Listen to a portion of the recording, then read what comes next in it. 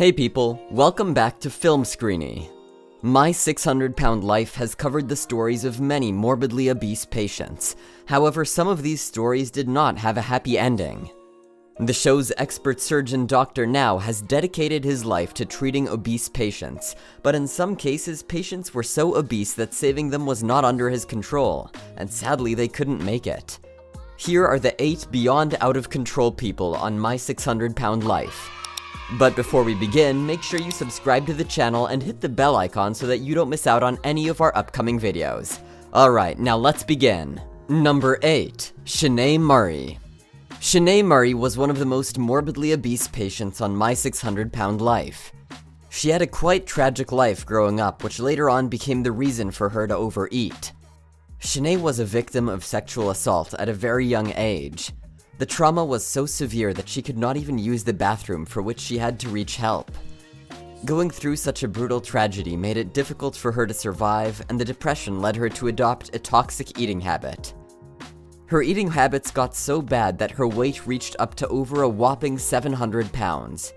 When simple tasks became impossible for her, she reached out to Dr. Now and started the treatment, which could not reach a successful end. Throughout the treatment, Shanae could not bring herself to follow Dr. Now's advice, and he would often catch her and her husband eating junk food. Eventually, she dropped off from the treatment. She has maintained updates on her social media accounts and has claimed to lose weight, which cannot be accurately guaranteed. Number 7. Sean Milliken. Sean Milliken was by far one of the heaviest patients on My 600-Pound Life, weighing a whopping 900 pounds. Although he did manage to lose weight and get multiple surgeries, soon enough another tragedy struck him as he heard the news of his mother's death. This made him quite depressed as he had a really strong bond with his mother. Unfortunately, Sean could not make it and died of breathing complications. Number 6. Tiffany. Tiffany denied to take the blame for her obese weight and insisted that it was in fact her family's fault, as their diets have always included large proportions of food. However, she eventually realized she needed treatment, and that is when she turned to Dr. Now.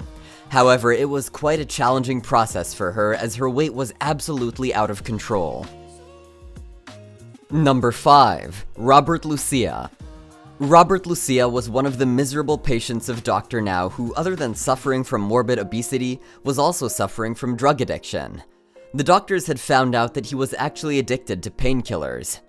Robert had a pretty great support system, including his mother and significant other, but despite reaching a massive milestone by losing 350 pounds, Robert once again got addicted to painkillers and eventually breathed his last breath.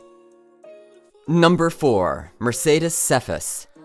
Season 7 followed the story of a suffering patient named Mercedes Cephas who weighed a whopping 765 pounds, and unfortunately she could not complete Dr. Now's treatment. Mercedes was also among the many patients on My 600-Pound Life who had come from a tragic childhood. When she was a child, her father would constantly abuse her and her siblings.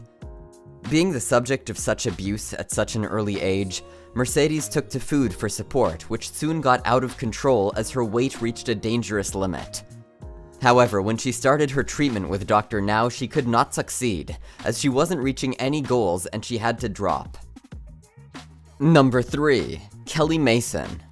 Kelly Mason was one of the bravest patients of My 600-Pound Life who lost her battle soon enough.